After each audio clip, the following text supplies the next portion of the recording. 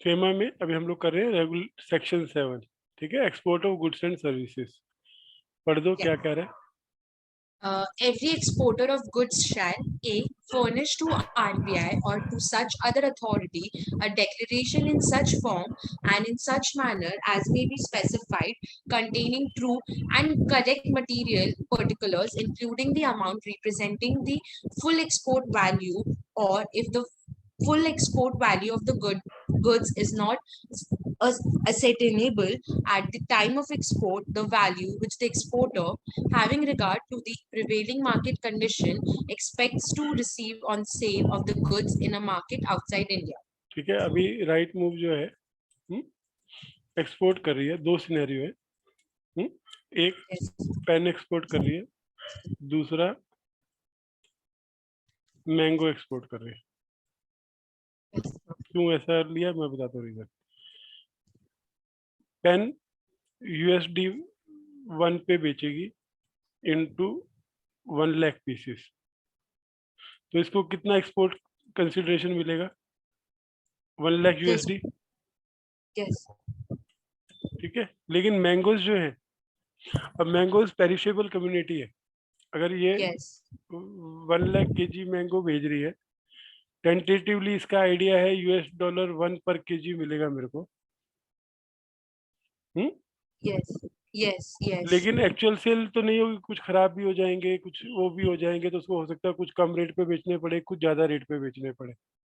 Yes. तो हो सकता है इसको, इसके हिसाब से फेयर आइडिया है कि मेरे को 90,000 USD मिलेगा। इससे ज्यादा भी मिल सकता है, कम भी, लेकिन फेयरली इतना मिलेगा। अब सेक्शन क्या बोल रहे हैं कि एक्सपोर्टर जो यहाँ पे राइट मूव एकेडमी है, एक्सपोर्टर है, वो क्या करेगा, फर्निश करेगा डिक्लेरेशन किसको? Okay. RBI और RBI. Other authority specified, custom जो भी इनकी स्पेसिफाइड अथॉरिटी, किसमें? Prescribed format. प्रिस्क्राइब्ड फॉर्मेट रहेगा। तो ये रूल्स में आएगा, जो भी एक्सपोर्ट इंपोर्ट के रूल रहेंगे उसमें क्या रहेगा, पर्टिकुलर्स। तो यहाँ पे पर्टिकुलर्स क्या है कि मैं 1 लाख पेन 1 USD के हिसाब से एक्सपोर्ट कर रहा हूँ, Yes. Including the amount representing the full export. ये फुल एक्सपोर्ट वैल्यू होगी। और अगर So, वो, हाँ सर वो लास्ट वाला क्या है? सर जैसे ये समझ में आ गया कि if वो जो 1000 पेन को अगर कर रहा है तो वो 1 USD के हिसाब हाँ, से कर रहा है। फिर सर क्या फिर बोला? सेकंड है कि मुझे अगर नहीं फुल एक्सपोर्ट वैल्यू अभी आपको नहीं पता है, सेकंड स्टेप। हाँ, ओके अभी मैंगोस के ओके। केस में जरूरी थोड़ा ना हर मैंगो, अभी आप दुकान पे जाते हो तो आप नेगोशिएट करते हो ना। यस तो सर। जो सब्जी वाला लाता है वो बोलता है मैं 50 रुपए किलो बेचूंगा, लेकिन एक्चुअल तो कभी 45 भी बेच देता है और कभी 55 भी बेच देता है। तो इसलिए यस सेकंड सर। एग्जाम्पल मैंने मैंगो का लिया, जहाँ पे आपको नहीं मालूम पड़ सकता आज के दिन में कि कितने के बिकेंगे। Yes sir. तो उस केस में ये क्या बोलेंगे कि उसको, एक्सपोर्टर को क्या लगता है कि फेयरली कितनी वैल्यू आएगी, वो वैल्यू लिखने का उसके अंदर डिक्लेरेशन में, okay sir. In case of mango. Pen के केस में तो उतने ही मिलेंगे आपको। Yes sir. तो ये ए का समरी है, वो ये बोलता है कि अगर कोई भी एक्सपोर्टर है वो डिक्लेरेशन देगा RBI अदर स्पेसिफाइड एंटिटी को प्रिस्क्राइब्ड फॉर्मेट में, जिसमें पर्टिकुलर्स रहेंगे। तो यहाँ पे आपकी क्वांटिटी और रेट है, ठीक है, और यस उसके सर। आपको कितना पैसा रिसीव होगा वो लिखते हैं। Okay sir. आप पढ़ लो वह एक को, कि यही जो आपने लिखा है वही बोल रहा है, वो पूरा है खुद यस ही। सर। हाँ, Yes, sir. Furnish to the RBI or to such authority a declaration in such form and in such manner as may be specified, containing true and correct material particulars, including the amount representing the full export value, or if the full export value of the good is not ascertainable at the time of export, the value which the exporter, having regard to the prevailing market conditions, expects to receive on the sale of goods in a market outside India. Yes, sir. Understood. Same example है। अभी क्या बोल रहा है? Yes. B. Furnish to the RBI such information as may be required by the RBI for the purpose of ensuring the realization of the export proceeds by such exporter. तो इसके अलावा और क्या देगा ये डिक्लेरेशन के अलावा? And other information sought by RBI, किस लिए? For For ensuring, the the realization of export receipts. Repatriation लिख दूं? Yes, sir. अल्टीमेटली आरबीआई को क्या चाहिए, जितना तुम बाहर कमा रहे हो उतने डॉलर हमको लाके दो ना, Yes, sir. Exactly. क्योंकि आरबीआई का इंटरेस्ट है कि उसके फॉरेन एक्सचेंज आने चाहिए उसके पास। तो ये Yes, sir. ए और बी क्लियर है 7 का। Yes, sir. Yes, sir. अब ये कहाँ पे रहेगा, प्रिस्क्राइब्ड स्पेसिफाइड, तो इसके लिए रूल्स रहेंगे। Yes, sir. तो ए गया, बी गया, अब 2 क्या कह रहा है? तो कह रहा है the Reserve Bank may, for the purpose of ensuring that the full export value of the goods or such reduced value of the goods as the RBI determines, having regard to the prevailing market condition, is received without any delay, direct an exporter to comply with such requirements as it deems fit. तो 2 में सिर्फ इतना ही बोल रहा है, यहाँ पे तो ये इसने बोला एक्सपोर्टर को, अब सेकंड स्टेप में बोल रहा है आरबीआई। आरबीआई क्या करेगा? डायरेक्ट किसको? एक्सपोर्टर को। क्या? To comply with conditions. कौन सी? To ensure repatriation. किसका? ऑफ एक्सपोर्ट वैल्यू और reduced export value in case of like mango. Okay. और पहले केस में पेन। कब? Without delay. Okay. तो पहला ऑब्लिगेशन था एक्सपोर्टर पे, दूसरा है आरबीआई पे। अब इस लाइन के कंटेक्स्ट में 2 को एक बार दोबारा पढ़ो कि यही बोल रहा है। Okay. The Reserve Bank may, for the purpose of ensuring that the full export value of goods or such reduced value of the goods as the RBI determines, having regard to the prevailing market conditions, is received without any delay, direct any exporter to comply with such requirements as it deems fit. Yes, sir. तो अब हमने ये लिखा, RBI direct करेगा exporter को क्या? To comply with condition. किस लिए? To ensure repatriation. किसका? एक्सपोर्ट वैल्यू या रिड्यूस एक्सपोर्ट वैल्यू कब आनी चाहिए? Reduce. Without delay. Yes, sir. अब थर्ड में क्या बोल रहे हैं? तो 2 क्लियर हो गया। Third में, 2 को जाने every दो ऊपर। exporter of yes, every exporter of services shall furnish to the RBI or to such other authorities a declaration in such form and in such manner as may be specified, containing the true, correct material particulars in relation to payment for such services. ठीक है, अब इसमें Yes. क्या फर्क ये है? वापस exporter के ऊपर ही ये है एक्सपोर्टर सर, ये है, सर्विसेज गुड्स के का। बिहाफ पर है। ठीक है, ये Yes, एक्सपोर्टर है sir. और ये सेम कॉपी करो और सर्विसेज में Yes, कॉपी करो। services के लिए। यही है ना, बाकी कुछ नहीं है ज्यादा डिफरेंस। Yes, sir. इसमें क्या लिखा है इसमें? चलो लिख देते हैं। Right move export. Export services आपको पता चल गया कैसी होती है एक्सपोर्ट सर्विस। इंडिया में बैठे बैठे भी Yes. अगर फॉरेन के क्लाइंट को सर्विस दे रही हो और आपको उसके Yes, sir. बदले में वहां से मिल रही है, तो आपको क्या देना है? डिक्लेरेशन। मटेरियल किसको declaration देनी देना है? है जो आरबीआई specify या अदर करनी है। अथॉरिटी को, Yes. जिसमें क्या होना चाहिए? Prescribed But- format Yes, sir. और material particulars. Particular. particulars like kind of service you are given. Service, fees charge. हाँ, नहीं कुछ नहीं। ठीक है, Yes. तो रेगुलेशन 7 को, सेक्शन 7 को अगर आप बोलोगी, So it mentions about the export of goods or services, and it mentions 3, and it's all the 3 are with regards to the declaration that has to be filed on the behalf of exporter or the RBI. The first is with respect to the RBI, which mentions that any exporter who is transferring goods shall furnish a declaration containing the true and material information in a prescribed format about the exact export value or with respect to the whatever value he expects as per the market conditions. And B prescribes about RBI duty, where RBI may direct to the exporter to provide with material to file a declaration and provide material information with regards. wait, second repeat. Second, okay, RBI the the regulation section 2 subsection section 7 subsection 2 defines that RBI may direct any exporter to comply with any conditions to ensure that the repatriation of export value is being filed with the RBI without any delay, right? Repatriation file नहीं होना, repatriation होना है। तो RBI क्या होना बोलेगा है। Normal भाषा में?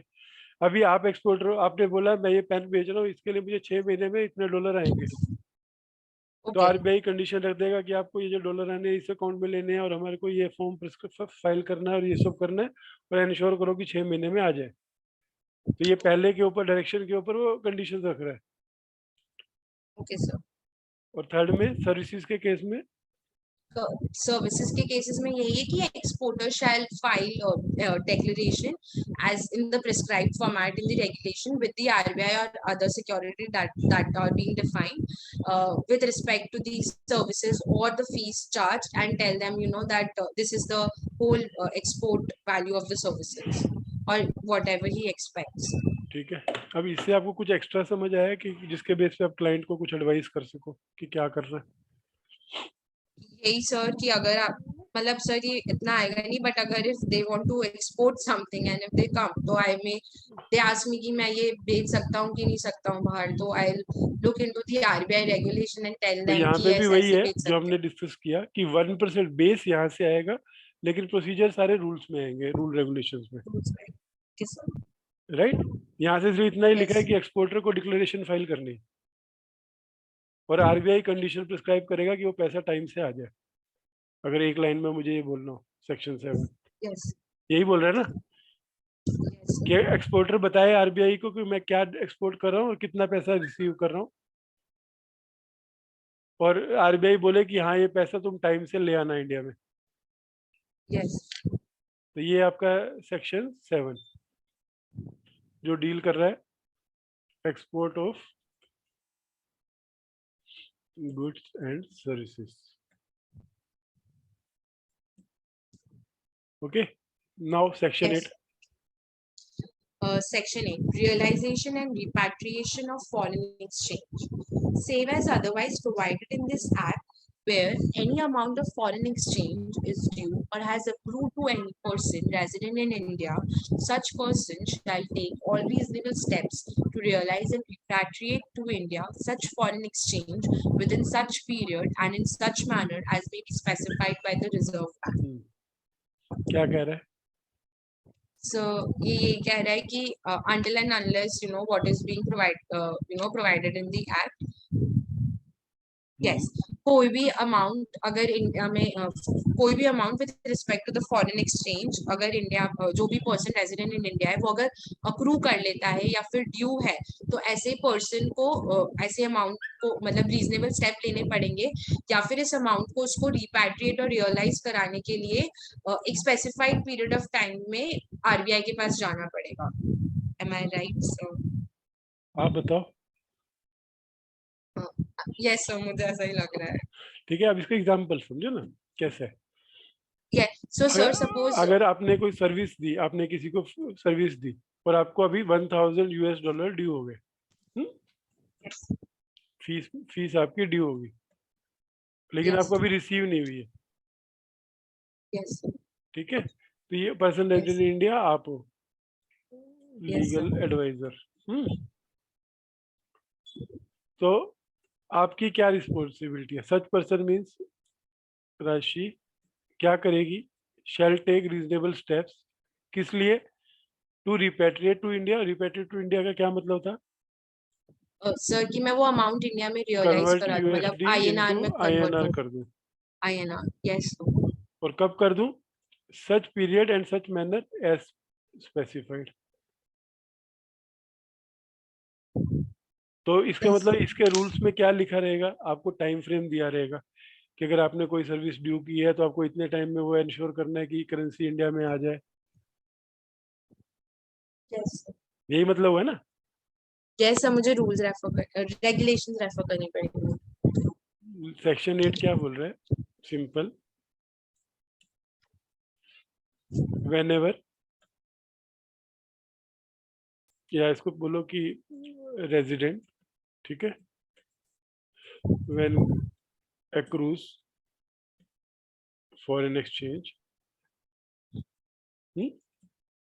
Yes.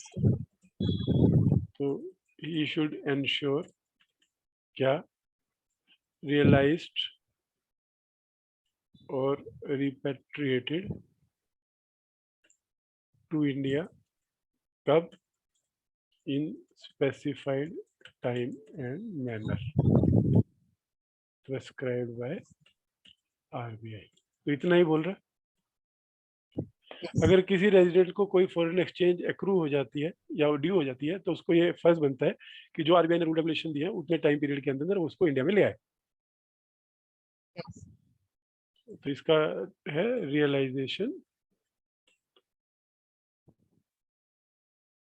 Of forex. यही मतलब Yes. Yes. कि एकदम प्लेन भाषा में बोल रहा है, अगर आपने कोई फॉरेन एक्सचेंज कमा लिया उसको जल्दी से जल्दी इंडिया में ले आओ। Section Yes. 7 बोल रहा है अगर आप कुछ एक्सपोर्ट करने वाले हो पहले आरबीआई को बताओ कि कितना पैसा आएगा और फिर आरबीआई आपको कुछ कंडीशन रखेगी ताकि वो पैसा इंडिया में आ जाए एक्सपोर्ट ऑफ गुड्स का। और एग्जाम्पशंस क्या है, किस केस में एग्जाम्पशंस है रिपेट्रिएशन के लिए कि आपको नहीं लाना? वो सेक्शन 9 में हाँ स्पेसिफाइड है। बोलो। The provisions of section 4 and 8 shall not apply to the following, हाँ namely possession of currency or foreign coins by any person up to such limit as the Reserve Bank may specify, be ठीक है, एक foreign एक समझाते जाओ, currency. ऐसे मत जाओ, एक एक समझाते जाओ। अभी आपके Okay, sir. पास कोई फॉरेन करेंसी पड़ी है? No, sir. कोई $1, $2, कोई कॉइन, कोई बात? हाँ नहीं, sir. अच्छा, मैं अभी बाहर गया था तो मैं थोड़े बहुत कॉइन लेके आया था, वो मैंने आरबीआई में वापस नहीं करे, तो वो इलीगल है कि लीगल है? सर वो सर अगर एज पर आरबीआई लिमिट है देन लीगल होगा और नहीं है तो इलीगल होगा। ठीक है, क्लियर। अभी कोई मेरा यस। फ्रेंड आया था यूएस से, वो मेरे को $2-4 दे गया सैंपल में देखने के लिए कि डॉलर ऐसे दिखता है, मैंने रख लिए, मैंने यस। आरबीआई में दिए नहीं, so I am in possession of foreign currency, yes sir. तो मेरे को एग्जाम्पशन में आ जाऊंगा मैं, प्रोवाइडेड वो ये लिमिट्स के अंदर हो। लिमिट्स के अंदर। तो ये डील कर रहा है पहला चीज पोजेशन ऑफ करेंसी के लिए। तो आपको एग्जाम्प्ट है फॉरेन करेंसी रखना अपने पास कितनी अमाउंट तक, जो आरबीआई तो भी स्पेसिफाई कर, आरबीआई ने स्पेसिफाई किया है। यही मतलब है। फिर यस सर। फिर B foreign currency account held or operated by such person or class of person and the limit up to which the Reserve Bank may specify. अभी आपने बीच में पढ़ा था हम एक अकाउंट खोलेंगे उसमें डॉलर रखेंगे और रिपेट्रिएट नहीं यस। करेंगे, तो यस उसमें सर। कितना पैसा रख सकते हो आप और कौन लोग रख सर सकते जो हैं? जो आरबीआई स्पेसिफाई करे, तो ये डील कर रहा है। आरबीआई ये वापस। अभी यस। किसी पॉइंट डील करो किस किस चीज से डील कर रहा है, रूल में लिखा रहेगा कितना क्या, लेकिन फॉरेन यस। करेंसी अकाउंट है, वो फॉरेन करेंसी कॉइन्स से। फिर और कौन सी फॉरेन करेंसी आप रख सकते हो जिसको आपको रिपेट्रिएट, इन सब केस में आपको ये आरबीआई को देने की जरूरत नहीं है और कैश लेने की जरूरत नहीं है। नहीं है। यस। सी C.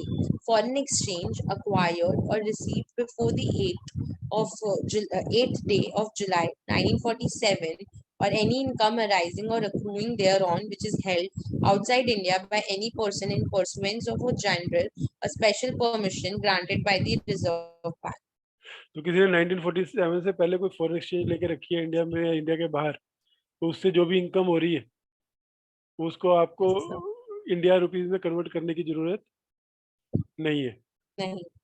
क्योंकि पहली रिक्वायरमेंट है no person shall hold any foreign exchange security outside India. Yes sir. था वो 4 में? 4th में था। Yes sir. फिर उसके नीचे थी कि इमूवेबल प्रॉपर्टी की आपको परमिशन मिल रही थी, आपको इनहेरिट हुई या आपने उस टाइम जो आप नॉन रेजिडेंट थे तब एक्वायर की।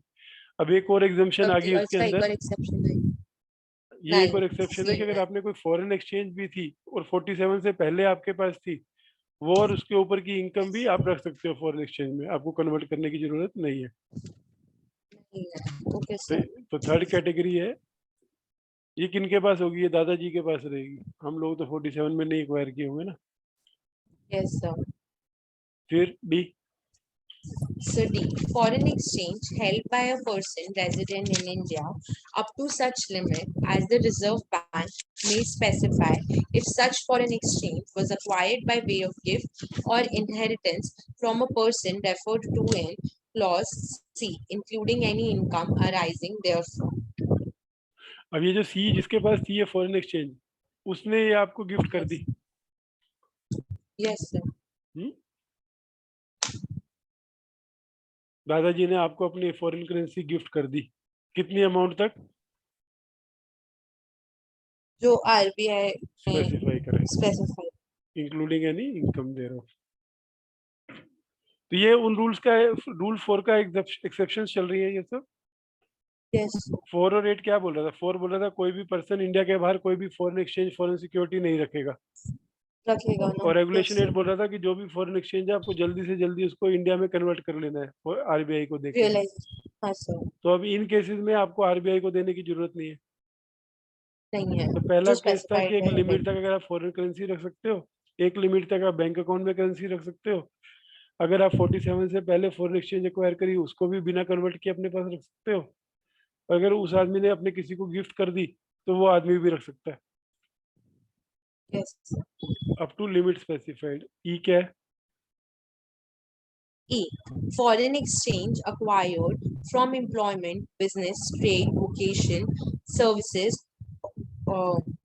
honorarium, gifts, inheritance, or any other legitimate means up to such limit as the Reserve Bank may specify. And yes, ये एफ है, ठीक है। तो यहाँ पे क्या क्या yes, हो गया, आप कहाँ कहाँ से फॉरेन करेंसी, आप कोई फॉरेन जॉब करके, बिजनेस करके, ट्रेड करके, yes, वोकेशन करके, ऑनरेरियम, गिफ्ट, इनहेरेंट और अदर लेजिटिमेट मीन से फॉरेन एक्सचेंज रख सकते हो। कहाँ तक? जितनी लिमिट स्पेसिफाई की है, जो उस लिमिट से specified ऊपर जो है वो आपको क्या करना है, वो रिपेट्रिएट करना है। अगर repatriate. अगर इन सब के लिए $500 अगर आरबीआई ने लिस्ट रखी है तो $500 से ऊपर जो भी है वो आपको आरबीआई को देना है। मैक्सिमम $500 ही फॉरेन करेंसी में अपने पास रख सकते हो। Yes, sir. और एफ में क्या हो गया? Such other receipts in foreign exchange as the RBI may specify. कोई और भी रिसीट जो आरबीआई स्पेसिफाई करे। तो एक्चुअली Okay, इसका sir. मतलब क्या हो गया कि एक लिस्ट रहेगी आरबीआई की, एग्जम्प्टेड लिस्ट, इसके अगेंस्ट में एक रूल्स रहेंगे। सर आपकी आवाज, हेलो। हेलो, हाँ यस सर, आ रही है कि नहीं? यस सर, अब आ रही है। सर थोड़ी धीरे आ रही है आपकी आवाज। आज क्या मालूम, या तो ईयरफोन जा रहा है, देखते हैं। सेक्शन 9 अभी आ रही है क्या? यस सर, आ रही है। अभी ये था एग्जम्पशंस टू रिपेट्रिएशन और पोजेशन। क्या क्या केसेस है? उसमें कैटेगरीज मेंशन फॉरेन है। Currency, first, foreign currency account 1947, gift from 1947 person, फिर 47%। Trade, employment, vocation, gift, honorarium up to limit prescribed और अदर रिसीट्स। यही लिखा हुआ है, यही 6 कैटेगरीज है। यस, एंड अदर एनी जो आरबीआई वो अदर रिसीट लिखी है हम लोगों ने। Other receipts, yes. सो अगर आप मेरे से पूछो तो फेमा में यही प्रोविजंस है सिर्फ जो ऑपरेटिव प्रोविजंस है। ओके इसके बाद सारे उनकी एजेंसीज के प्रोविजंस है। सर, ठीक है, यस तो सर, अभी सिर्फ हेडिंग बता सकती हो मेरे को 1 से 9 फेमा के? यस सर, हम्म, बताऊं सर? हाँ obviously. Yes sir. So first में हम ऑब्जेक्टिव्स और पर्पस हम्म, देखते हैं फेमा के एक्ट का, जो 2 है, डेवलपमेंट और इसको मैनेज करना इन इंडिया। सेकंड में है डेफिनेशंस। सो डेफिनेशन में अगेन हमने ऑथराइज्ड पर्सन देखा, capital account transaction, current account transaction, currency क्या होता है, फॉरेन करेंसी क्या होता है, फॉरेन करेंसी क्या होता है, देन फॉरेन एक्सचेंज क्या होता है, फिर हमने सिक्योरिटीज क्या होता है, और रिपैट्रिएट क्या होता है, and person resident in India कौन होते हैं और पर्सन्स कौन होते हैं, वो सब समझा। फिर इसके बाद सेक्शन 3 में there are 4 categories of transactions that are section mentioned. 3 dealing in foreign exchange. Dealing in foreign exchange sir की कौन, ये 4 कैटेगरीज अलाउड है या नहीं अलाउड है, एंड अगर एज मतलब विद रिगार्ड्स टू इसके कोई भी एक्सेप्शंस, अगर एक्ट रूल रेगुलेशन या आरबीआई की जनरल और स्पेशल परमिशन है तो आप कर सकते हो फॉरेन एक्सचेंज में डीलिंग। सेक्शन 4 ये स्पेसिफाई करता है कि कोई भी जो रेजिडेंट है वो ओन पोजेस या ट्रांसफर या अक्वायर नहीं कर सकता कोई भी फॉरेन एक्सचेंज, इमूवेबल प्रॉपर्टी और foreign security outside India until and unless provided under the act। इसके एक्सेप्शंस मेंशन है सेक्शन 6 के सबसेक्शन 4 में, एंड सेक्शन 9 में इसको हमको रेफर करना पड़ेगा क्योंकि इसके वहां पर भी एक्सेप्शंस प्रोवाइडेड है इसी एक्ट के अंदर। फिर सेक्शन 5 मेंशन करता है कि करंट अकाउंट ट्रांजैक्शन में अगर कोई पर्सन डील कर रहा है तो उसे ऑथराइज पर्सन से डील करना पड़ेगा, and as per the central government के जो रेस्ट्रिक्शंस हैं उनको रेफर करके उनको करना पड़ेगा सेल या draw with respect to the current account transaction. Section 6 again बहुत सारी कैटेगरीज मेंशन करता है with respect to the capital account transaction जो एक पर्सन सेल या ड्रॉ कर सकता है विद मतलब फ्रॉम ऑथराइज पर्सन, और इसमें बहुत सारे वो मेंशन है कैटेगरीज। फिर सेक्शन 7 डील करता है export of goods and services. इसके अंदर 3 कैटेगरीज है जहां पर सेक्शन मतलब हाँ इसके फर्स्ट वाले में एक्सपोर्टर को मटेरियल इंफॉर्मेशन बतानी पड़ेगी, डिस्क्लोज करनी पड़ेगी अपने डिक्लेरेशन में as per the prescribed format, जिसके लिए हमें रेगुलेशंस देखने पड़ेंगे जहां पर उसे बताना पड़ेगा कि टोटल एक्सपोर्ट वैल्यू ये है, और अगर वो ये नहीं बता सकता है तो वो जो भी मार्केट कंडीशंस के अकॉर्डिंगली डिटरमाइन करता है वो उसे फाइल करना पड़ेगा, आरबीआई के साथ डिक्लेयर करना पड़ेगा। फिर आरबीआई ये बोलता है कि जो भी एक्सपोर्टर है उसको कंडीशंस के साथ कंप्लाई करना पड़ेगा ताकि वो एक्सपोर्टर इंश्योर करे कि जितना भी एक्सपोर्ट वैल्यू है वो रिपैट्रिएट हो रहा है इंडिया में विदाउट एनी डिले। फिर इसके थर्ड में ऐसा है कि एक्सपोर्टर को जैसे गुड्स में डिक्लेरेशन फाइल करना पड़ता है वैसे ही उसको मटेरियल डिक्लेरेशन आरबीआई के साथ फाइल करना पड़ेगा with respect to the services. Section 8 mention करता है realisation and repatriation of foreign exchange. ये मतलब जब भी वो डील करेगा तो उसे आरबीआई ने जैसे प्रिस्क्राइब कर रखा है उस हिसाब से उसको सारा कुछ टाइम के अकॉर्डिंग और जो भी गाइडलाइंस है उनके अकॉर्डिंग उसको रियलाइज और रिपैट्रिएट करना पड़ेगा।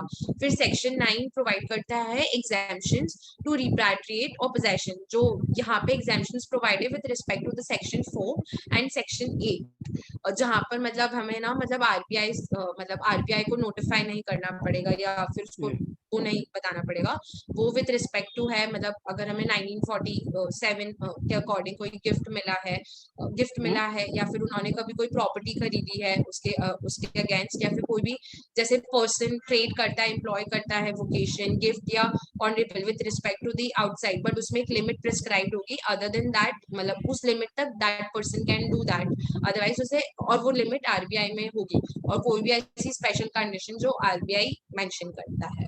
ठीक है, अभी ये हुआ 9। अब इसके बाद सिर्फ हम ऑथराइज पर्सन जो बार बार आ रहा है उसको पढ़ेंगे और फिर ये वीडियो बंद करेंगे और सिर्फ एक लिस्ट बनाएंगे कि अब हम इसके कौन कौन से ऑपरेटिव रूल्स पढ़ने हैं आने वाले टाइम में।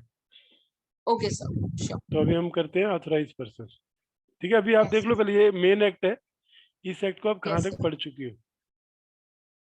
ये 1 से लेके 9 तक हम अभी बच्चे। ये फेमा पढ़ शुरू कर चुकी थी, आपने शोर टाइटल पढ़े, आपने सारी डेफिनेशंस पढ़ी, यस सर। आपने उसके बाद ये रेगुलेशन वाला सेक्शन 3 पढ़ा, सेक्शन 4 पढ़ा, 5 पढ़ा, 6 पढ़ा, राइट। उसके बाद Yes, sir. आपने सेक्शन 7 पढ़ा, 8 पढ़ा, 9 पढ़ा, चैप्टर 2 हो गया आपका। Yes, sir. अब हम कर रहे हैं chapter 3 authorise person. Yes, sir. अब ये आपको ये सोचना है कि आप बनने वाले ऑथराइज पर्सन, तो आपको क्या क्या करना पड़ेगा। Okay, sir. तो ये इस एंगल में देखना कि अगर आपने आज सोचा कि मैं ऑथराइज पर्सन का बिजनेस करूंगी, मैं फॉरेन करेंसी में डील करूंगी, तो मुझको Yes, sir. क्या कंप्लायंस करनी पड़ेंगी। Yes, sir. तो फेमा में हम यहीं तक ही पढ़ेंगे और उसके बाद फिर हम लोग मेन रूल्स पे आएंगे जो ऑपरेटिव पार्ट है। Okay, sir. तो अभी अपने को बेसिक बैकग्राउंड मालूम पड़ गया ना कि कैसे क्या चल रहा है। Yes, sir. चलो ऑथराइज पर्सन बोलो। Yes. Authorized person. The Reserve Bank may, on an application made to it in this behalf, authorize any person to be known as authorized person to deal in foreign exchange or in foreign securities as an authorized dealer, money change, or offshore banking unit, or in any other manner as it deems fit. ठीक है, पहले application में सिर्फ ये बोल रहा है कि आरबीआई किसी को भी अगर कोई एप्लीकेशन करता है तो उसको ऑथराइज कर सकता है, Yes, sir. इतना ही बोल रहा है, कुछ और बोल रहा है। नहीं सर यही बोल ठीक है, तो आप अगर आप चाहो आरबीआई में अप्लाई करो तो आप ऑथराइज डीलर, मनी चेंजर या ऑफशोर बैंकिंग यूनिट किसी भी चीज के लिए अप्लाई कर सकते हो। Yes, sir. फिर सेकंड क्या बोल रहे हैं? Second, an authorization under this section shall be in written and shall be subject to the condition laid down therein. तो ये आपको वर्बली नहीं बोलेगा, आरबीआई लिख के ही बोलेगा और सब्जेक्ट टू कंडीशंस देगा। कोई भी लाइसेंस Yes, कंडीशन sir. से ही मिलता है कि आप ये करोगे ये Yes. नहीं करोगे। Yes, sir. थ्री क्या बोल रहा है?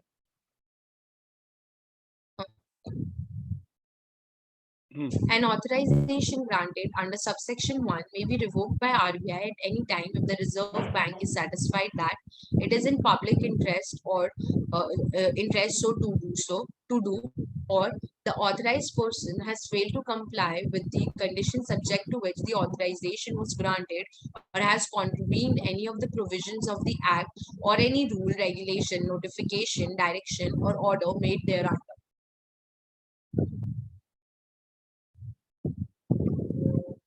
तो दो ही केसेस हैं यहाँ पे। पहले केसेस में अगर उसको लगता है पब्लिक इंटरेस्ट में ये जरूरी है कि उसका कैंसिल कर दो, Yes.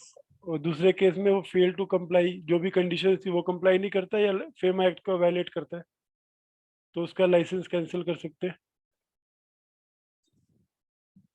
Hello, Yes, sir. आवाज आ रही है? Yes, sir. उसके बाद provided that, Provided that no such authorization shall be revoked on any ground referred to in clause B, unless the authorized person has been given a reasonable opportunity of making a representation in the matter. तो law of natural justice Yes, sir. सबको देना पड़ता है cancel करने से Yes. पहले।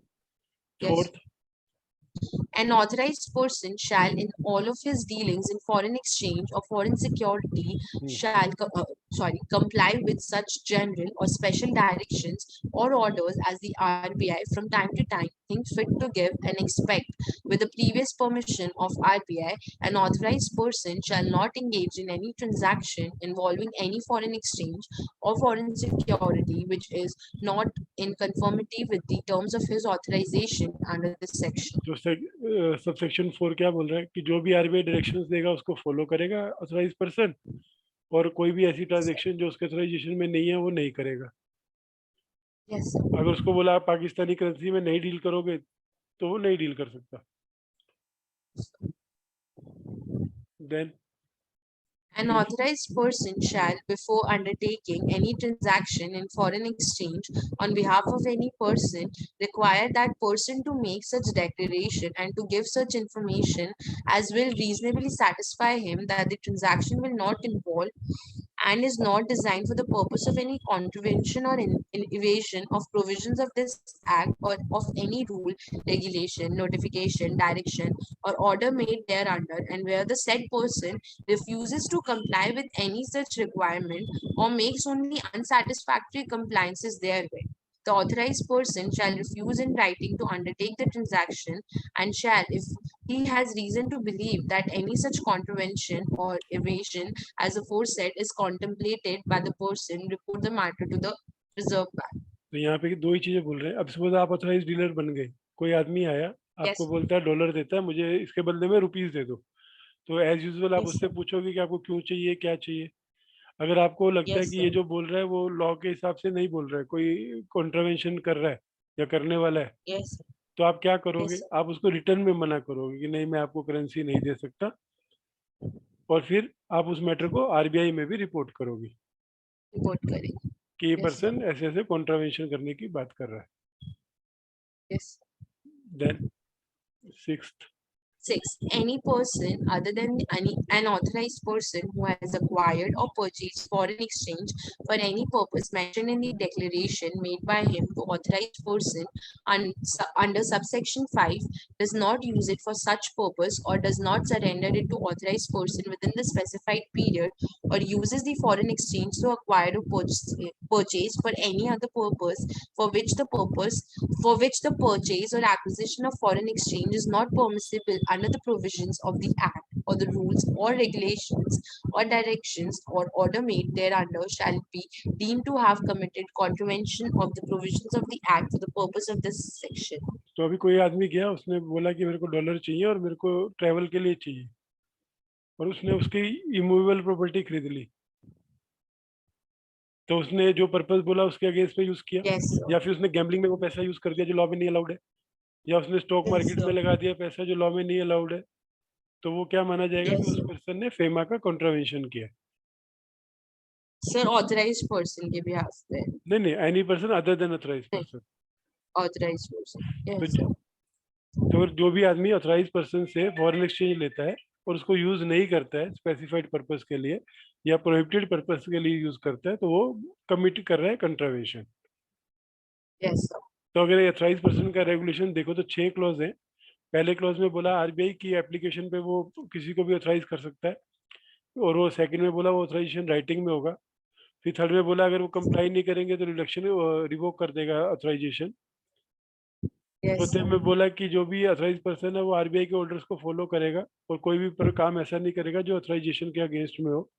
पांचवे में बोला कि किसी को भी देना है तो डिक्लेरेशन लेगा और उसके बाद ही देगा, और अगर उसको लगता है कि वो पर्सन जो है वो कॉन्ट्रावेन करने वाला है तो आरबीआई को रिपोर्ट करेगा। तो 1 से 5 प्रोविजन लग रहे हैं ऑथराइज पर्सन को, और छठा प्रोविजन लग रहा है any person other than authorise person को जो फॉरेन एक्सचेंज को गलत Yes, पर्पज के लिए यूज करता है। yes, sir. यही मतलब है ना? Yes, sir. थक तो नहीं गई? No, sir.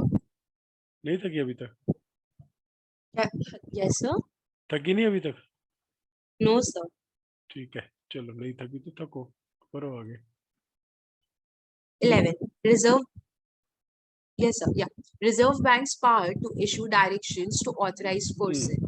The Reserve Bank may, for the purpose of securing compliance with the provisions of this Act and of any rules, regulations, notifications, or directions made thereunder, give to the authorized person any direction in regard to making of payment or the doing or desist from doing any act relating to foreign exchange or foreign security. क्या कह रहे हैं? ये कह रहा है कि RBI जो है एक्ट की कंप्लायंस इंश्योर करने के लिए ऑथराइज पर्सन को टाइम टू टाइम डायरेक्शन दे सकता है कि भाई तुम ये काम करो और ये काम मत करो।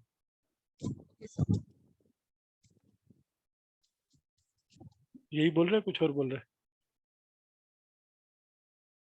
So, yes, हम्म, sir, यही बोल रहा है मेकिंग ऑफ पेमेंट और डूइंग और desist from doing any act. Sir मतलब क्या करना चाहिए और क्या नहीं करना चाहिए ताकि वो इस प्रोविजन के प्रोविजन से कंप्लाई करे, कंप्लायंस हो दे सकता है। तो इसके लिए आरबीआई इसको time to time authorise person को डायरेक्शंस दे सकता है। मतलब आरबीआई रूल बना सकता है, सर्कुलर इशू कर सकता है ना उनको time to time authorise person को, आप ये करो ये यस मत करो। Hmm, yes sir. फिर सेकंड में आरबीआई क्या बोल सकता है ऑथराइज पर्सन को, बिकॉज अगर ऑथराइज ही नहीं होंगे तो वो मांगेंगे कैसे? अभी आरबीआई ने सर्कुलर कैसे निकाला तो ऑथराइज पर्सन क्यों यस कंप्लाई करे अनलेस एक्ट में लिखा हुआ है कि वो कंप्लायंस कंपलसरी है। सर, तो वो उसमें मेंशन है ना अपना सेक्शन 10 में कि आरबीआई के उसकी हम्म, प्रोविजंस गाइडलाइंस को मानना पड़ेगा हाँ, ऑथराइज पर्सन तो को वही अगर उसको उसी डील उसी करना है कंटेक्स्ट तो में है कि वो टाइम टू टाइम डायरेक्शंस दे सकते हैं उसको। दे सकते हैं सर। 2 में क्या बोल रहा है? May the Reserve Bank may, for the purpose of ensuring the compliance with the provision of this Act or of any rule, regulation, notification, direction, or order made thereunder, direct any authorized person to furnish such information in such manner as it deems fit. तो उनसे information भी मांग सकता है RBI. Authorise person से time to time information मांग सकता है आरबीआई। Yes, sir. थर्ड में Where any authorized person contravenes any direction given by the Reserve Bank under this Act or fails to file any returns as directed by the Reserve Bank, the RBI may, after giving reasonable opportunity of being heard, impose on the authorized person and a penalty which may extend to 10,000 rupees, and in case of continuing contravention, with an additional penalty which may extend to 2,000 rupees for every day during which such contravention continues. तो penalty कितनी अगर आप RBI की directions follow नहीं करोगे तो 10,000 रुपए 10,000. Plus 2,000 per day. Yes, sir. Per day.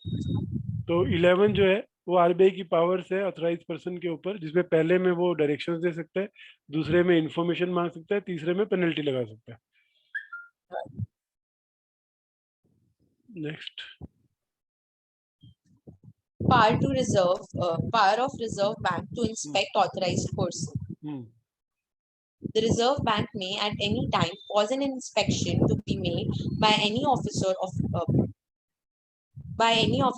of Reserve Bank specially authorized in writing by the Reserve Bank in this behalf of the business of any authorized person as may appear to it to be necessary or expedient for the purpose of a.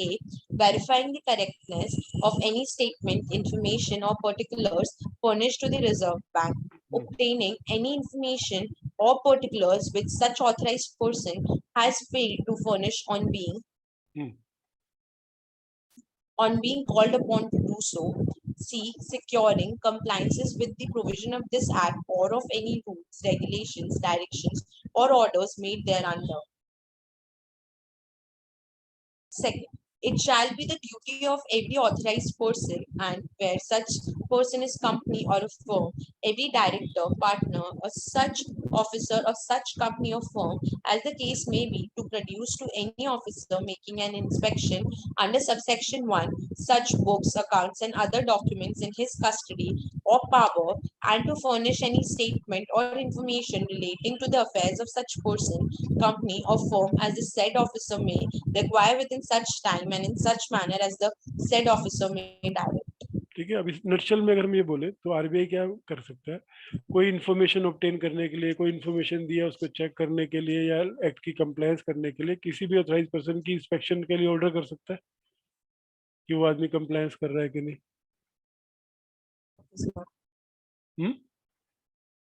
Yes, sir. और उसके बाद जो भी person है जिसकी inspection हो रही है उसको या उसके पार्टनर डायरेक्टर को ये रिस्पॉन्सिबिलिटी है कि वो इंस्पेक्टर को सारी इंफॉर्मेशन फर्निश करे। Yes, sir. तो 1 से 12 प्रोविजंस जो है, तो यहाँ पे जब हमने किया 9 के बाद 10, 11 सेक्शन 10 में क्या था, registration of authorise person, right.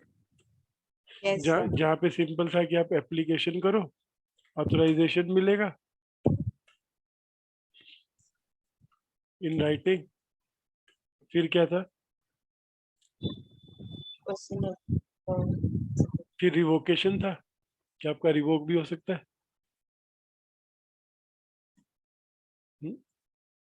और क्या था, सर रिवोक भी हो सकता है, फिर कोई भी रेस्ट्रिक्शन हो सकता है, और फिर उनको एक था कंप्लाई कि करना है, अदर उनको कंप्लाई कंप्लाई करना करना था, पड़ेगा। कंप्लाई। और उसके बाद था seek information, seek declaration before dealing. और लास्ट में था अदर पर्सन, उस जो अदर पर्सन है अगर वो कंप्लाई नहीं करता है तो not to use for unauthorised any other purpose. Purposes, right. नहीं यस तो कंट्रोवर्सी। ये सेक्शन 10 था। सेक्शन 11 में यस क्या था, RBI power to directions, powers. Yes पहले में क्या था कि वो डायरेक्शंस दे सकता है, दूसरे में था यस ऑब्टेन इंफॉर्मेशन, यस। और थर्ड में क्या था, थर्ड में ये था कि वो स्पेसिफाई करेगा कि तुम्हें क्या करना है और क्या नहीं करना चाहिए। नहीं थर्ड में था पेनल्टी लगाना, पेनल्टी, यस सॉरी। थर्ड में पेनल्टी। पेनल्टी लगा सकता है। और सेक्शन sir. 12 क्या था? Power of RBI, RBI power to inspect, जिसमें था कि वो अपॉइंट कर सकता है इंस्पेक्टर को और authorise person to furnish information, produce books. Summary में इतना ही है। Yes, sir. तो यहाँ पे हमारा 7 to 12 खत्म होता है।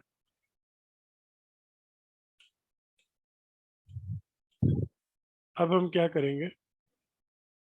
ऑपरेटिव पार्ट खत्म हो चुका है आरबीआई की, अभी फेमा में ऑपरेटिव पार्ट कुछ भी नहीं है। पर आप मेरी बात पे भरोसा क्यों करोगी जब तक आप खुद नहीं देखो कि इसके अलावा कुछ और ऑपरेटिव पार्ट नहीं है?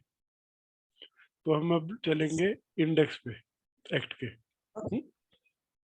और देखेंगे कि और क्या प्रोविजंस है। हम उसमें टाइम नहीं लगाएंगे, लेकिन एंड के प्रोविजन तक जाएंगे Yes, sir. इंडेक्स से। मुझे बोलो चैप्टर 1 एक एक बोलो, आपने पढ़ लिया सब? Yes, sir. Short title definition पढ़ ली? Yes, sir. 3 dealing, 4 holding, current पढ़ अकाउंट, लिया, capital account, yes, export, done, done. Realisation, exemption. And इनमें से कोई exemption चीज from- जो आपको पिक्चर नहीं बन रही मन में? नहीं सर, सबका मिल रहा है। ऑथराइज पर्सन, उसकी आरबीआई की पावर, डायरेक्शंस की और इंस्पेक्ट करने की। Yes, sir. अब इसके बाद के प्रोविजंस क्या है, और आप ये देखो कि अगर कोई असाइनमेंट आएगी तो इसका यूज है क्या अभी इमीडिएटली? Okay, sir. पेनल्टीज का यूज है क्या कोई, अगर कोई असाइनमेंट अभी कुछ काम करने के लिए आ रही है तो? नहीं सर, सर अभी नहीं है, वो डायरेक्टली इसमें मेंशन होगी तो और पता हाँ चल ना? जाएगा तो वो तो। चैप्टर 4 जो डील कर रहा है कि क्या पेनल्टी है, कैसे होगा, रिकवर कैसे करेंगे, कंपाउंडिंग कैसे होगी, Yes, sir. तो अभी पढ़ने से मतलब नहीं है जब तक हमको सारे लॉ ना पता हो। Yes, sir. फिर एडजुडिकेशन एंड अपील के कैसे अपॉइंट करते हैं, डायरेक्टर को अपील कैसे होगी, अपीलेट ट्रिब्यूनल क्या है, अपील कैसे करेंगे, डायरेक्टर बनने के लिए क्या क्वालिफिकेशन होनी चाहिए, क्या उसकी टर्म्स कंडीशंस होंगी, इसका हमें कोई काम है एज ए कंपनी इन सब का? No, sir. नहीं, नहीं है सर, नहीं अभी नहीं है। अभी के बाद में भी नहीं ना, उनकी अपॉइंटमेंट में हमारा क्या रोल है? हमको तो Yes, सिर्फ sir. ये जो 17th है अपील करने का और 19th और अपील करने का, नहीं, यही ये प्रोविजन अपील to- एप्लीकेबल होगा। उनकी टर्म्स कंडीशन ऑफ अपॉइंटमेंट कितना पैसा मिलता है उससे हमें क्या करना है? तो Yes, चैप्टर sir. 4 में नोट एप्लीकेबल है। Yes, yes. फिर उसके स्टाफ कौन रहेंगे, उनका प्रोसीजर क्या रहेगा, नहीं वो सर, वो हमारा नहीं है। ठीक है। अब फिर ये ये काम का होगा sir, appeal 32 to high court. 32 हमारा है, Yes, sir. क्या है? Right to appeal, right of appealant to take assistance of legal practitioner or CA and of government to appoint presenting officers. ठीक है, तो ये दो चीजें, राइट ऑफ अपीलेंट किस लिए? To take assistant of advocate और चार्टर्ड अकाउंटेंट, और right of government to Yes. Appoint presenting officer. तो Yes, इसमें sir. क्या प्रोविजंस रहेंगे कि आप चाहिए तो आप उसको खुद की जगह किसी सीए को भी ऑथराइज कर सकते हो अपने बिहाफ पे रिप्रेजेंट करने के लिए। Yes. Yes. फिर ऑफिसर पब्लिक सर्वेंट है, इससे हमें कोई फर्क है?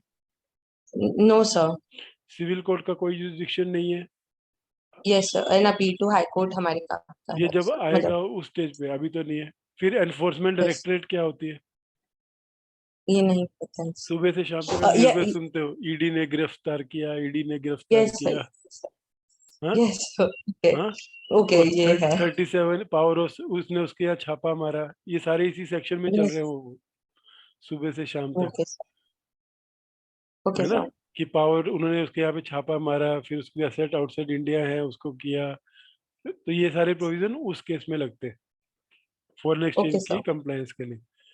चैप्टर Okay, 6 मिसलेनियस में Presumption as to documents in certain cases, suspension of operation of this act, power of central government to give directions, contravention by companies, death or insolvency in certain bar of legal proceedings, removal of difficulties, power to make rules, power to make rules and regulation to be laid before parliament, repeal and saving. Sir, I think यहाँ पे except for the 39th one and 42 हमारे काम का नहीं।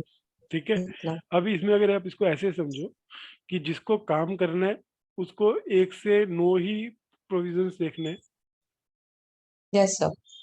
और जब वो काम खराब हो गया हम्म। तो उसको उसके बाद के सारे प्रोविजन देखने हैं।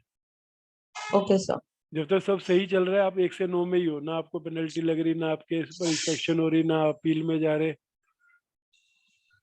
Company sir. एक्ट कैसे चलता है? 1 से 200 करने वाले प्रोविजन है, 200 के बाद ये सब शुरू होता है। Yes, sir. Exactly, sir. तो ये भी वैसे ही है। Okay, sir. तो अभी इज इट राइट कि हमने जितना पढ़ा उतने पे फेमा एक्ट को स्टॉप मारना चाहिए? Yes, sir. ठीक है, तो हम यहाँ पे कर रहे हैं पहले रिकॉर्डिंग स्टॉप, Yes. ये बोल के कि फेमा हमारा क्लोज है पढ़ने